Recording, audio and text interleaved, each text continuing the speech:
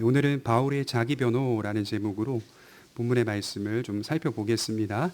우리가 살피고 있는 본문은 바울이 예루살렘에서 결박을 당하고 있는 가운데서 자기 자신은 아무런 잘못이 없다는 것을 스스로 이제 해명 또는 변호하고 있는 내용으로 구성되어 있습니다. 지난주를 생각해 보면 바울은 예루살렘 성전에서 동족 유대인들로부터 폭행을 당하고 거의 죽을 뻔하다가 로마 부대 천부장의 개입으로 간신히 살아날 수 있었으나 로마 부대 역시 바울을 결박하고 있는 상황입니다. 심지어 여러 편견과 선입견을 가지고 바울을 대하고 있습니다. 그래서 21장 38절에 보시면 바울을 결박하고 있는 대장인 천부장의 생각을 읽을 수가 있는데, 그러면 내가 이전에 소요를 일으켜 자객 4,000명을 거느리고 광해로 가던 애굽인이 아니더냐. 그러니까 바울에 대하여 약 3년 전쯤에 예루살렘에서 일어난 폭동의 용의자로 지목하고 있습니다. 한 유대인이 수천 명의 형제들을 모아서 로마군에 저항했던 사건이 3년 전에 예루살렘에서 벌어졌거든요. 따르던 많은 사람들이 죽었지만 용의자는 애굽으로 달아났다라고 합니다. 그래서 헬라어 원문에 보면 이들을 시카리온, 즉 자객으로 부르고 있습니다. 바울을 이 자객단의 우두머리라고 생각하고 있었던 모양입니다. 하나님은 로마 부대를 통해 바울을 건지시고 보호하셨지만 바울의 고난은 여전히 계속되고 있습니다. 동족들에게 핍박을 받고 있고 로마 장교인 천부장에게도 의심을 받고 있는 상황입니다. 그래서 바울은 지금 자신이 유대인에게도 해가 되는 사람 아니다. 나는 유대인에게도 해를 끼치는 사람 아니고 로마인, 특히 로마에도 해가 되는 사람이 아니라는 사실을 지금 계속해서 변호하고 있는 장면입니다.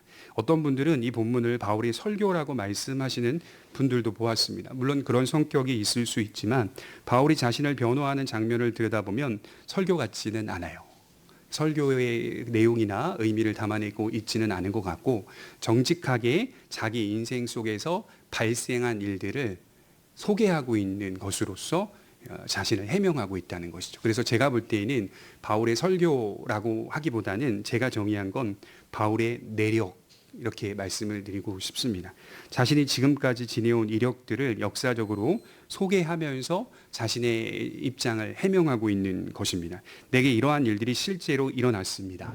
이런 형식으로 자신을 변호하고 있다는 것이죠. 크게 세 가지로 구분하여 말씀을 드릴 수가 있는데, 첫 번째로는 나는 당신들이 있는 곳에 있었습니다 라는 말씀으로 바울이 해명을 하고 있습니다. 우리 22장 3절에 보시면 이렇게 기록되어 있어요.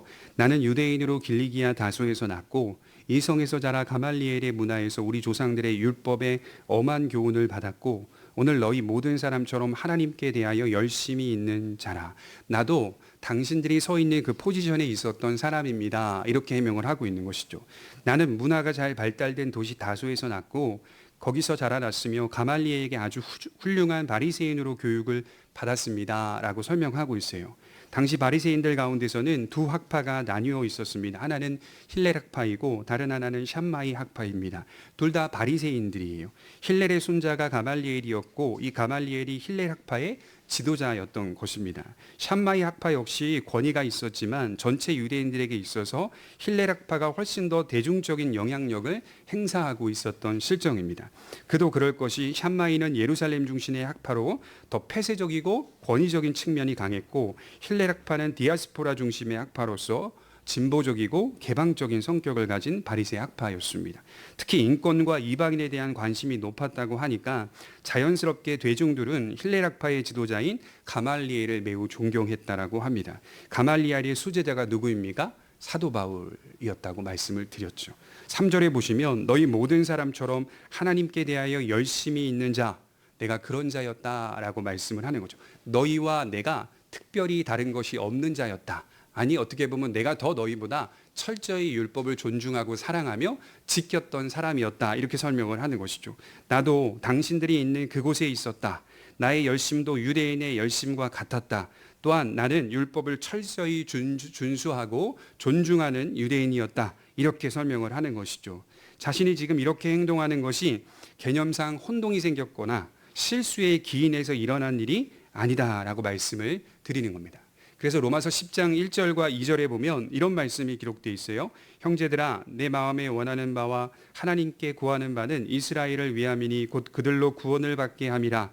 내가 증언하노니 그들이 하나님께 열심히 있으나 올바른 지식을 따른 것이 아니니라. 이 말씀을 비추어서 짐작해 보면 너희와 같은 열심이 나에게도 있었지만 이 열심은 올바른 지식을 따르는 열심은 아니었다라고 바울이 생각을 했다는 것이죠. 여러분, 열심이란 단어는요, 굉장히 귀한 단어입니다. 영어로도 이 패션, 열정, 열심이라는 단어는 그 자체로 귀한 의미를 가진 단어입니다. 하지만 어떤 내용의 열정적인가 하는 문제로 들어가 보면 잘못된 열정이 다른 사람들에게 많은 피해를 주기도 한다는 것입니다. 그래서 열정은 반드시 올바른 지식 위의 자리를 잡아야 한다라고 성경은 가르치죠. 제가 아주 오래전에 읽었던 신학 서적에서 나오는 문구가 기억이 나는데 이렇게 기억이 나요. 진리는 열정에 의해 평가되어서는 안 되고 열정이 진리에 의해 평가받아야 한다. 진리는 열정에 의해 평가되어서는 안 되고 열정이 진리에 의해 평가를 받아야 한다. 이렇게 기록되어 있더라고요. 그러니까 열정이 넘친다고 다 칭찬받는 건 아니라는 뜻이죠. 그 열정이 진리에 의해서 매 순간 평가받고 있느냐, 이게 굉장히 중요하다는 것입니다. 잉어들이 막 모여있는 잉어떼들 가운데 다 물고기 밥을 줘본 경험이 있으시죠? 잉어떼들이 흐르는 물에 잠겨 있는 걸 보면 가만히 있는 것 같지만 자세히 보시면, 관찰해 보시면 지느러미가 조금씩 움직이고 있습니다. 왜 그러냐면 그렇게 하지 않으면 그 자리를 벗어나기 때문입니다. 지느러미를 움직이지 않는 물고기를 보면 저만치 떠밀려 갑니다. 자리에서 이탈합니다. 그러나 지느러미를 움직이는 물고기들은 그 자리에 머물러 있더라는 것이죠. 인간은 계속적으로 하나님의 약속과 그의 말씀을 의지해야 하는데 그러지 않으면 자신은 그 자리에 있다고, 또 그 자리에 잘 있다고 생각할 수 있으나 정작 자신의 자리를 확인하게 되면 저만치 떠밀려가 있다는 것이죠. 내 계획이나 내 생각이나 내 사상이나 내 고집이나 판단들이 상당히 많이 땅에 있는 것들과 희석되어 있는 것을 깨닫게 되는 겁니다. 그래서 오늘 예배를 드리면서 고개를 끄덕이고 아멘으로 화답하여도요, 내일 다시 돌아가서 삶을 들어가 보면 땅의 것과 희석되어 있는 나 자신을 발견하게 되는 것이죠. 그래서 우리는 늘 영적으로 몸부림치는 사람이 되는 것이 우선인 것입니다. 항상 스스로를 신앙 안에 먼저 개혁하는 것이 우선이라는 것이죠. 바울이 가진 옛 열심이 어떻게 쓰여졌습니까? 그는 그 열심을 가지고 4절에 보시면 예수님을 믿는 사람들을 핍박하고 옥에 넘기는 일에 온 힘을 다 쏟았습니다. 심지어 죽이기까지 하였다. 본인 스스로 그렇게 이야기하고 있어요. 한 번도 이 열심에 대하여 객관적으로 진지하게 생각해 보지 못했다는 말입니다. 모든 유대인들이 이와 같은 신앙이었기 때문에 자신도 이런 신앙이 맞는 줄 알고 그렇게 열심을 다했다. 자신의 스승 가말리엘마저도 이 열심에 대하여 칭찬해 줬을 것입니다. 얼마나 공감이 됩니까? 나도 너희와 같은 포지션에 있었다는 이 말이 듣는 유대인들로 하여금 공감과 반대로는 반감을 이끌어내고 있습니다. 그리고 자연스럽게 바울처럼 자신들이 가진 이 특심, 올바른 지식에 근거한 열심이 아닌 율법에 근거한 열심을 돌아보게 했을 것입니다. 율법에 근거한 열심은 아무리 열정적이어도 가장 큰 문제가 뭔지 아세요? 자신을 구원하지 못한다는 것에 문제가 있습니다. 율법에 근거한 열심과 열정은요, 스스로를 구원해내지 못해요. 사람을 기쁘게 할 수는 있습니다. 하지만 하나님을 기쁘게 할 수 없으며 높은 사람을 만나게 할 수도 있습니다. 하지만 가장 높은 분이신 하나님과의 관계에서는 더 멀어지게 만든다는 것이죠. 그래서 열심은 올바른 지식을 따를 때 온전해지는 것이라고 성경은 말씀을 합니다. 여러분, 뒤집어서 생각을 해보면 은혜의 문을 열어준 거라고 저는 생각을 해요. 자신처럼 올바로 알지 못했기 때문에 그럴 수 있었다라고 하는 것을 바울이 관용적으로 지금 말하고 있는 것이죠. 예수님께서 말씀하여 주셨듯이 누가복음 23장 34절에 보면 예수께서 이르시되 아버지 저들을 사하여 주옵소서 자기들이 하는 것을 알지 못함이니이다 하시더라. 그들이 그의 옷을 나누어 제비 뽑을세. 바울이 이렇게 이야기하는 의도 속에는 유대인들에 대한 국률이 존재하고 있었기 때문입니다. 동족 유대인들이 예수님을 반대하고 대적하여 심판이 대상이 된 것도 많지만 그들 역시 구원의 대상이고 어둠과 무직 가운데 놓여있는 불쌍한 자들이라는 그런 의미에서 이런 해명을 이어가고 있는 것입니다. 그러니까 우리에게는 세상을 향하여 두 가지 마음이 있어야 하는 것이죠. 하나는 준엄한 심판이 있다는 사실을 생각해 보게 되고 다른 하나는 복음을 참되게 알지 못하는 세상을 향하여 불쌍히 여기는 마음도 존재하고 있어야 하는 겁니다. 이 두 마음이 항상 공존해야 합니다. 어느 한쪽으로 치우쳐서는 안 되는 것이죠. 그러니까 제가 신앙생활을 해보면서 제 개인적으로 이 말씀을 적용해 보면 세상을 향해 분노할 때는 제 마음에 심판의 이미지만 가득 찰 때가 있었습니다. 그러니까 믿지 않는 사람이나 믿지 않는 세상 현실을 바라보면서 제 마음에 이 분노가 가득 차고 그 분노를 하나님이 심판하시겠다라는 약속을 빗대어서 사용할 때가 굉장히 많았습니다. 특히 어떤 사람이나 어떤 대상을 향하여 분노할 때는 그 대상을 두고 하나님의 준엄한 심판을 죄송하지만 상상할 때도 있었습니다. 그러니까 무슨 짓 하고 있었죠? 마음으로 살인하고 있었던 겁니다. 그러니까 돌아보니까요, 수도 없이 많은 사람 죽였더라고요. 마음으로 다른 사람을 미워하는 것도 다른 사람을 죽이는 것이라고 주님이 말씀하셨죠.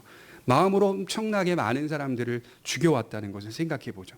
그런데 어떤 경우는 그저 불쌍히 여기는 마음으로만 가득 찰 때도 있었습니다. 그랬더니 이제는 하나님의 준엄한 심판과 공의가 아닌 불신자와 친구가 돼버리는 일들도 발생하게 되더라고요. 제 마음이 세상 사람들과 완전히 동화돼 버리는 경험도 있었습니다. 바울처럼 구원의 대상으로 여기고 하나님의 말씀을 전하여 그들이 올바른 지식 위에 하나님과 화목한 관계 가운데 인생을 살아갈 수 있도록 인도해 줘야 하는 것이죠. 제일 중요한 게 뭐냐면 내가 어디에 서 있는가, 이게 제일 중요한 것 같아요. 완전히 국률로만 빠지지도 않고요, 완전히 하나님의 준엄한 심판으로만 치우치지도 않고요, 두 가지의 마음이 적절하게 내 안에 믿음 안에서 건전하게 조화를 이룰 때 내가 세상의 풍조에 밀리지 않도록, 요동하지 않도록 스스로 복음 안에 견고히 서는 것이 가장 중요하다는 사실을 깨닫게 되었다는 것이죠. 두 번째로 생각해 보는 것은 바울은 지금 어떻게 해명하냐면 나는 하나님에게 부름을 받았습니다 라는 말씀을 하고 있습니다. 우리 6절을 볼까요?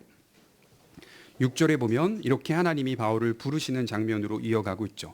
가는 중에 다메섹에 가까이 갔을 때에 오정쯤 되어 호련히 하늘로부터 큰 빛이 나를 둘러비침에 내가 땅에 엎드러져 들으니 소리 있어 이르되 사울아 사울아 내가 왜 나를 박해하느냐 하시거늘 내가 대답하되 주님 누구십니까 하니 이르시되 나는 내가 박해하는 나사렛 예수라 하시더라. 자신이 실제로 예수님을 만난 사건, 즉 신앙의 전환점을 이야기하고 있습니다. 그날도 어김없이 믿는 자들을 잡아 넘기기 위해 다마스커스를 향하여 열심히 달려가고 있었습니다. 그런데 한낮의 태양보다 밝은 빛이 자신을 둘렀다, 자신을 비췄다라고 말씀을 하고 있죠. 그래서 이 중동 지역에 가보면요, 낮에 떠 있는 태양빛이 그야말로 뜨겁다라고 합니다. 그래서 대체로는 중동에 사는 사람들은 낮에는 활동하지 않는다고 해요. 그런데 오정쯤이라고 되어 있는 것을 보아서 가장 뜨거울 때, 오정쯤이라는 단어가 가장 뜨거울 때라는 의미이거든요. 가장 뜨거울 때 그보다 밝은 빛이 자신을 비추었다, 둘렀다라고 바울이 설명하고 있어요. 이것은 꿈이나 환상이 아니었다라고 말합니다. 9절에 말하고 있듯이 함께하고 있었던 일행이 그 빛을 보았다고 전하고 있습니다. 빛은 보면서도 나에게 말씀하시는 이의 소리는 듣지 못했다라고 기록되어 있습니다. 그래서 성경을 천천히 좀 잘 정독하신 분들은 또 오늘 이 말씀을 보면서 좀 긴가민가한 부분이 있을 수 있어요. 왜냐하면 사도행전 9장으로 돌아가 보면 바울이 1차적으로 자기가 겪었던 이 사건을 먼저 소개하고 있는 장면이 사도행전 9장에 기록되어 있거든요. 같이 비교해 보면 좀 다른 부분이 있기 때문에요, 약간 이걸 어떻게 이해해야 하나 좀 어려운 부분이 있을 수 있습니다. 사실 이 사건이 사도행전 9장 7절에 먼저 나오는데 거기서는 일행들이 소리는 들었다고 말하지만 여기서는 소리는 듣지 못하더라라고 기록이 되어 있습니다. 그러니까 서로 다른 듯 보이지만 조금 더 부연해서 구체적으로 설명하는 것뿐입니다. 정리를 해보면 이런 겁니다. 일행들 역시 큰 빛을 보았고 어떤 소리를 들었으나 바울에게 말씀하시는 주님의 명백한 음성을 이해하지 못했다라는 뜻입니다. 그러니까 소리까지도 어느 정도 들었지만 그것이 바울에게 어떤 이야기를 하고 있는지에 대한 명확한 이해를 갖지 못했다라는 뜻인 것이죠. 바울은 빛만 본 것이 아니라 사도행전 26장 13절에 보면 다시 한번 이 사건을 또 이야기하고 있는 장면이 나오는데 거기서는 바울이 뭐라고 말하냐면 빛이 자신을 둘러쳤고 동시에 예수님이 자신에게 나타나 보이셨다, 이렇게 기록하고 있습니다. 주님을 보았다라고 기록되어 있습니다. 바울은 예수님을 친히 보았고 자기 자신을 부르시는 주님의 음성도 들었다라고 말씀을 하고 있더라는 것이죠. 즉 하나님께서 바울을 직접 부르셨다는 말입니다. 바울은 부활하신 주님을 직접 만남으로 자신을 부르시는 하나님의 뜻을 깨닫게 되고 거기서부터 참된 신앙의 전환점을 맞이하게 됩니다. 제가 대학교 때 홍성사에서 나온 하늘에 속한 사람이라는 책이 있어요. 베스트셀러였거든요. 아마 우리 성도님들 중에서도요, 많은 분들이 이게 읽었을 겁니다. 기독교 서점에 가보면 그 당시에 이 책 안 읽은 사람이 없을 정도로 엄청나게 많이 팔린 책입니다. 중국의 윈 형제에 대한 간증으로 구성된 책이었는데요.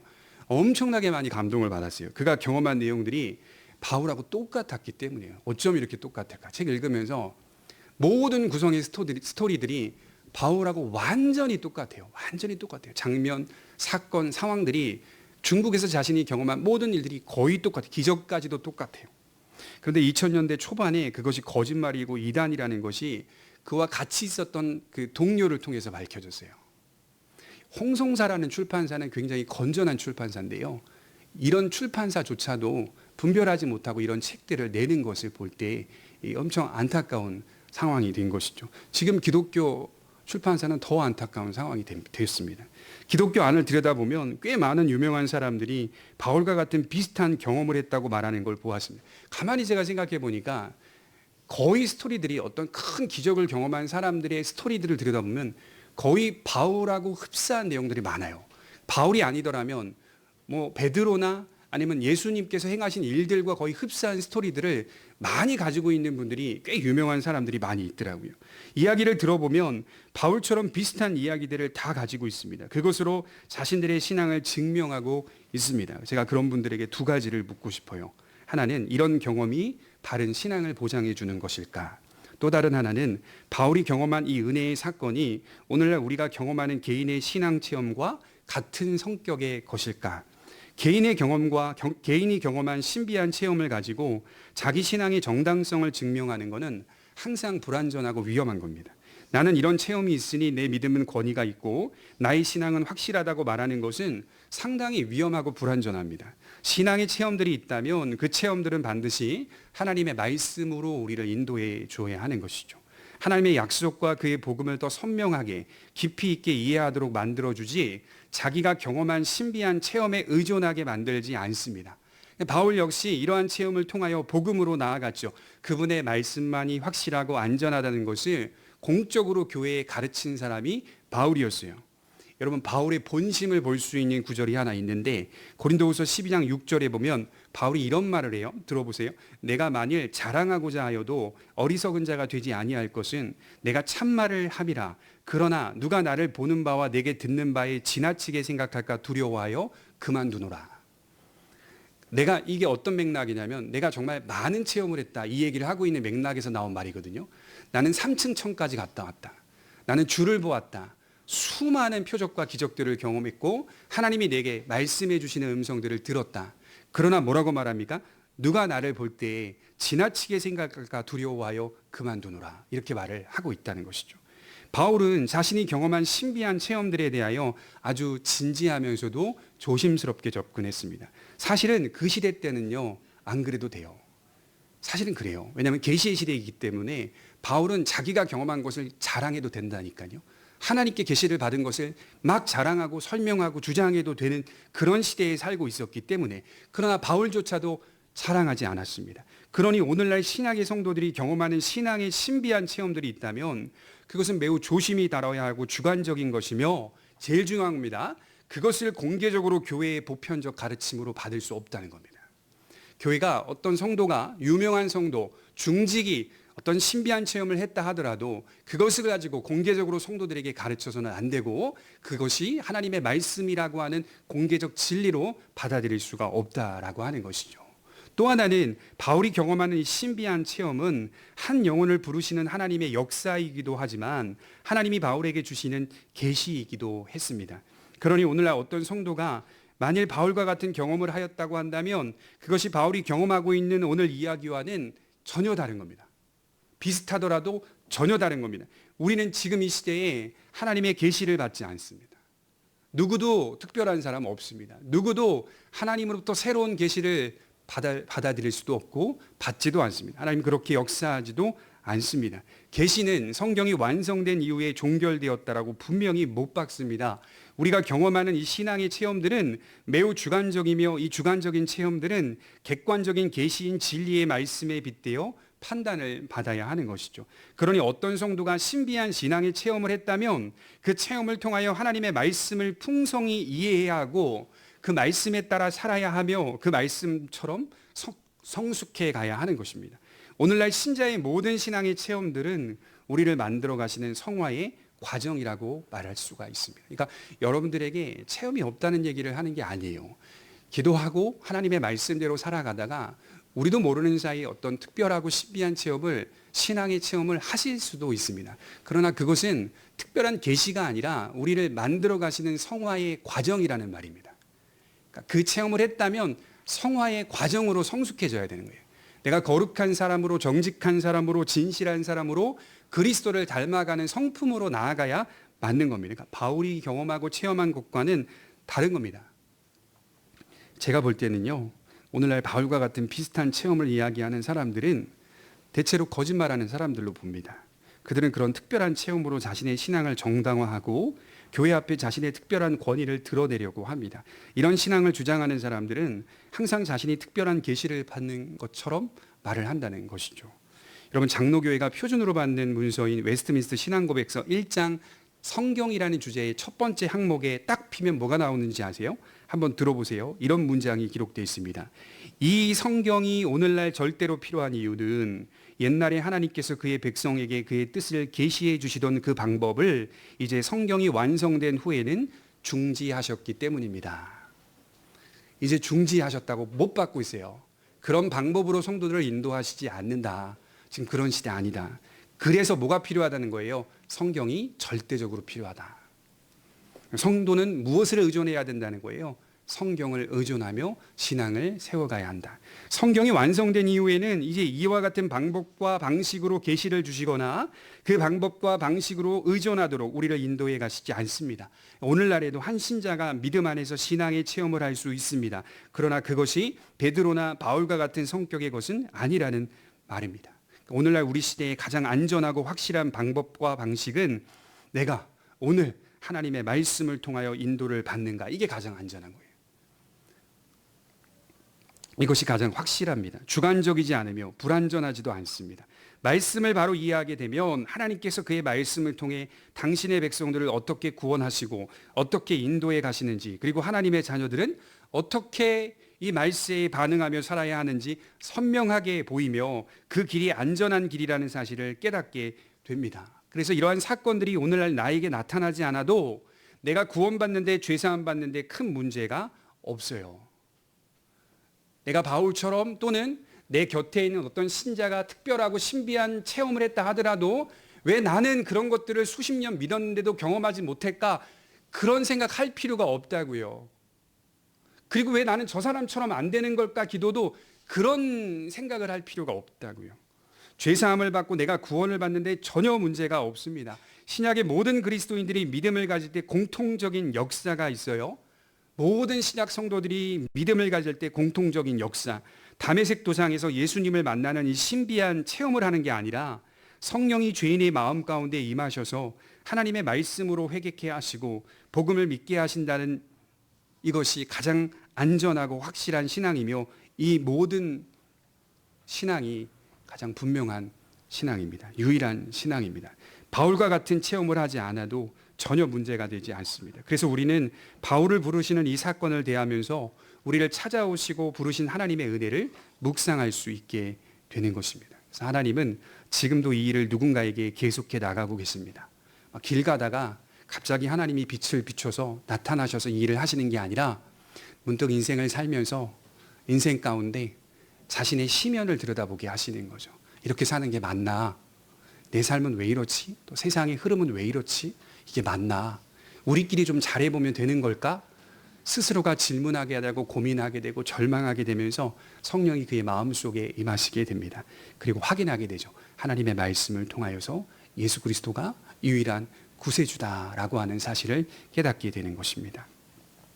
제가 가끔 랜선 여행이라고 해서 유럽이나 중동 국가 여행자들의 발걸음들을 영상으로 이렇게 따라가 보면 이 바위산들이 많아요. 중동 같은 데 가보면 그렇게 바위산들이 많습니다. 거기에 종종 풀과 나무들이 부분적으로 자라는 것을 보게 됩니다. 그럼 어떤 생각을 제가 하냐면, 야, 어떻게 저 위치에, 저 자리에 말라 비틀어지지 않고 씨가 떨어질 수 있으며 뿌리를 내리고 자랄 수 있을까? 이런 생각들을 문득 합니다. 여러분, 생명력이라고 하는 것이 강하고 매우 신비하다라는 생각을 해봅니다. 그냥 상식적으로 생각해 보면 그 뜨거운 볕을 받고 있는 바위산에 작은 나무와 풀들이 자랄 수가 없는 겁니다. 엄청 뜨겁거든요, 중동 지역은. 근데 유독 큰 바위산에 작은 부분에 일부분에 나무들이 자라고 있고 또 잡초들이 그렇게 강하게 자라고 있는 걸 보면 언젠간 저 자리에 씨가 뿌려졌다는 말 아니겠어요? 그러니까 생명력이라고 하는 것이 강하고 신비하다는 것을 생각해 보게 돼요. 여러분, 하나님의 말씀은 살아있고 운동력이 있습니다. 그 말씀이 죄인의 마음에 꽂히면 저는 확신하건대 죄인의 의지와 상관없이 그를 변화시킵니다. 그의 마음 깊은 곳에 씨를 뿌립니다. 그리고 가장 적절한 때에 순이 나게 하시고 자라게 하십니다. 하나님의 살아계신 말씀의 능력입니다. 이게 바로 객관적인 신앙입니다. 그래서 저는 오늘날 체험적 신앙의 뜨거움은 이와 같다라고 생각해요. 우리 누가복음 24장 32절 한번 찾아보겠습니다. 누가복음 24장 32절입니다.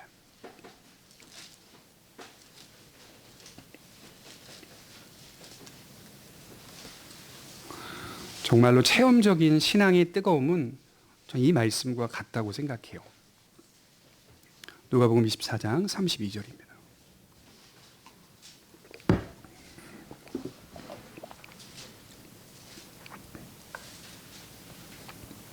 우리 같이 한번 읽어보도록 하겠습니다. 시작.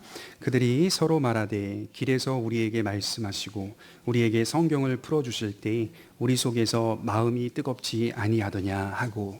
무슨 말이죠? 요란한 불이 아니라 차분한 불. 예수께서, 부활하신 주님께서 엠마오로 가는 두 제자에게 나타나셔서 하나님의 말씀인 성경을 풀어주실 때 두 제자의 마음이 뜨거워집니다. 말씀을 통하여서 확인하고 그 말씀을 통하여서 해석될 때 뜨거워집니다. 저는 이게 신자의 뜨거움이라고 믿습니다. 여러분, 우리는 요란한 불을 가지고 신앙생활하는 사람들 아닙니다. 차분한 불을 가지고 그 뜨거움으로 신앙생활하는 사람들입니다. 성도 안에는 차분한 뜨거움이 역사합니다. 모든 감각이 주 예수 안에서 바르게 회복됩니다. 오늘 내가 경험하고 있는 상황들도 복음을 통하여 바르게 해석됩니다. 그리고 더 주님을 사랑하게 됩니다. 나는 내가 감히 생각했던 것보다 훨씬 더한 죄인이고 허물 많은 존재라는 사실과 나는 내가 감히 바랐던 것보다 더 많은 사랑을 받고 용납되었다는 사실을 긴 세월 속에서 깊이 깨닫게 되는 것이죠. 여러분들 기도할 때 주님, 저는 죄인입니다, 그렇게 기도하시잖아요. 저도 똑같이 처음에 시작할 때에는 하나님, 저는 죄인입니다, 부끄럽습니다, 그것보다 더한 죄인이라는 거예요. 여러분들이 감히 생각했던 것보다 훨씬 더한 죄인이고 허물 많은 존재라는 사실과 나는 내가 감히 바랬던 것보다, 하나님 저를 사랑하시죠, 내가 감히 바라고 있는 것보다 더 많은 사랑을 받고 용납되었다는 사실을 긴 세월 속에서 경험하게 되는 것이죠. 이게 바로 객관적인 뜨거움과 차분한 뜨거움입니다. 요란한 사람들은 보면 대개 다 주님을 떠나더라고요. 바울은 지금 말하고 있어요. 하나님께서 나를 부르셨다는 겁니다. 우리도 역시 하나님께서 나를 부르셨다라고 말할 수 있어야 합니다. 우리 모두의 신앙은 하나님에게 부르심을 받은 겁니다. 마지막 세 번째로 우리가 생각해 볼 수 있는 것은 나는 열방의 증인이 되었습니다 라고 말하는 바울의 해명입니다. 우리 15절을 보시면, 본문 15절에 보시면 이렇게 말씀합니다. 내가 그를 위하여 모든 사람 앞에서 내가 보고 들은 것의 증인이 되리라. 이제는 왜 주저하느냐? 일어나 주의 이름을 불러 세례를 받고 너의 죄를 씻으라 하더라. 보지 못하던 바울이 아나니아라는 예수님의 제자를 통하여 보게 되고 세례를 받고 이제는 증인의 삶을 살게 되었다. 이렇게 자기의 내력을 설명하고 있죠. 옛 열심이 무엇입니까? 유대인의 열심, 올바른 지식에 근거하지 않은 열심. 이 옛 열심이 새 열심으로 바뀌게 된 겁니다. 옛 신앙이 새 신앙으로 바뀌게 된 것입니다. 바울의 새 신앙은 옛 뿌리를 가지고 있습니다. 구약을 의미하는 것이겠죠. 이제 새로운 신앙, 즉 율법이 아닌 은혜의 신앙으로 살아가게 됩니다. 은혜의 신앙의 삶은 증인의 삶이라고 분명하게 말씀하고 있습니다. 이 증인의 삶은 전적으로 하나님의 뜻 앞에 순종하는 삶이라고 말씀을 하는 겁니다. 바울은 지금 자신이 여기까지 오는 과정을 매우 구체적으로 말하고 있습니다. 흥미로운 건 자기 계획이 있었다는 거예요. 그러니까 변화를 받았어요. 주님을 만났어요. 세례를 받았어요. 그리고 나서 바울 스스로도 이성을 가진 인간이기 때문에 자기 스스로 했던 계획이 있었다는 거예요. 그 계획이 뭐냐? 나는 사실 예루살렘에 머물면서 유대인을 위한 사도로 사역할 것이라고 기대했다는 겁니다. 그러니까 하나님이 너를 이방으로 보내노라라고 했다 하더라도 바울이 생각할 때 진짜 로마로 가게 될 줄은 생각을 안 했던 거예요. 바울이 기대하기로는 나는 유대인을 위한 사도로서 살아야겠다. 그렇게 18절에 이어지고 있어요. 18절에 보시면 이렇게 말씀합니다. 18절부터 21절까지 바울의 계획과 생각, 스스로 가졌던 계획과 생각과 기대를 볼 수가 있는데요. 18절에 보시면 봄에 주께서 내게 말씀하시되 속히 예루살렘에서 나가라. 그들은 내가 내게 대하여 증언하는 말을 듣지 아니하리라 하시거늘.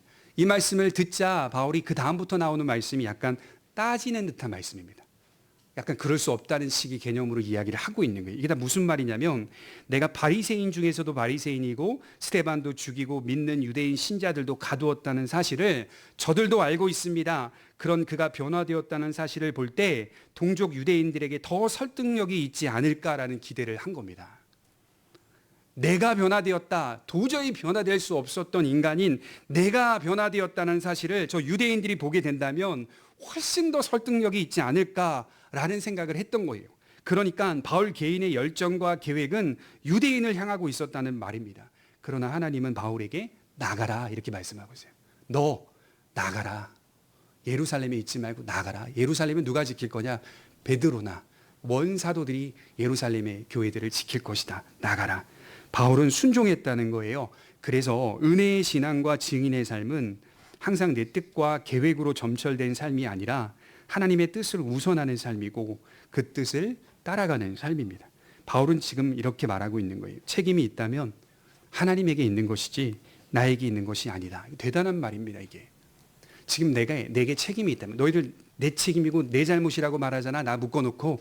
근데 책임이 있다면, 잘못이 있다면 내가 잘못한 것이 아니라 하나님이 잘못한 거야. 하나님께 책임이 있는 거야. 왜냐? 나를 여기까지 이끌어 오시는 분은 하나님이시고 나는 순수하게 뭐만 했을 뿐입니까? 순종했을 뿐이기 때문이다. 이 얘기를 하는 겁니다. 책임이 있다면 하나님에게 있다. 여러분, 우리가 복음으로 순수하게 그를 믿으며 그의 말씀을 따르며 산다면 그 책임은 하나님께 있는 겁니다. 내가 내 인생을 책임지는 게 아닙니다. 정말 믿음을 가진 성도는 책임자는 따로 있다라고 고백하며 사는 겁니다. 책임은 하나님이 주시는 겁니다.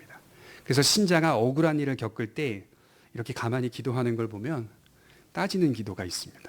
정말 인격적으로 하나님을 만난 사람들은 정말 이해하지 못하는 어려움을 겪을 때 하나님께 따지는 기도를 합니다.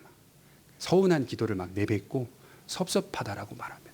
여러분, 늘 주님은 영광 받으시기에 합당하시고 주님은 찬송 받으시기에 합당하십니다. 늘 이렇게 기도할 수 있어요. 시편을 읽어보시면 어떤 편에서는 하나님을 그렇게 찬송하지만 어떤 편에서는 하나님 왜 그러십니까? 이렇게 말하는 기도도 나옵니다. 정말 하나님을 인격적으로 만난 사람들이 억울한 일을 겪을 때 하나님께 따지는 기도도 합니다. 시험 들어서 그럴 수도 있겠지만 믿음으로 신실하게 살아왔기 때문에 겪고 있는 억울한 일 앞에 책임져 달라고 기도하는 모습을 보게 됩니다. 여러분, 욥기만 읽어봐도요, 그 기도의 내용이 얼마나 재밌는지 몰라요. 하나님께 영광을 돌리면서 시간이 갈수록 욥의 고백이 조금씩 하나님을 원망하고 있는 것처럼 그 뉘앙스가 나옵니다.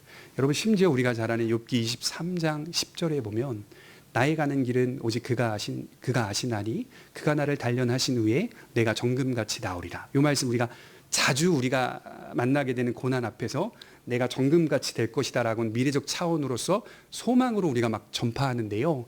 히브리어로 직역해 보면요, 이게 그런 의미가 아니에요. 내가 정금같이 나오리라는 의미가 아니라 내가 정금같이 살아서 하나님이 나를 시험해 봐도 아무런 잘못이 없다. 그 얘기입니다, 이게.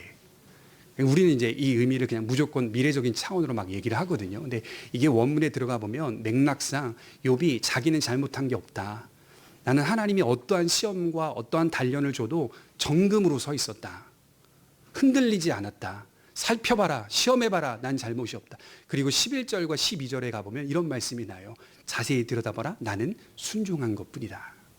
난 하나님의 뜻대로 산 것뿐이다.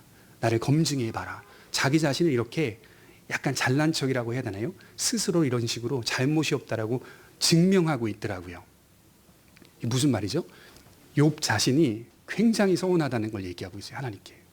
왜 내 삶에 이런 일들이 일어났습니까? 억울합니다. 책임져 주십시오. 저는 이런 기도를 하는 성도를 보면요, 교만하다고 생각하지 않습니다. 오히려 더 하나님과 인격적인 교제를 하고 있다라고 믿는 사람입니다. 하나님을 바라보고 하나님을 의지하며 하나님께 맡기는 그런 차원의 반응으로서 기도하고 있는 겁니다. 우리가 바른 믿음 안에 산다면 하나님은 분명히 책임져 주실 겁니다. 왜냐하면 하나님께서 인도하시겠다라고 약속하셨기 때문입니다. 이처럼 하나님의 약속을 굳게 믿으면서 하나님 앞에 우리의 삶과 미래를 맡기고 살아가는 복된 성도들이 되시기를 주님의 이름으로 축원합니다. 기도하겠습니다.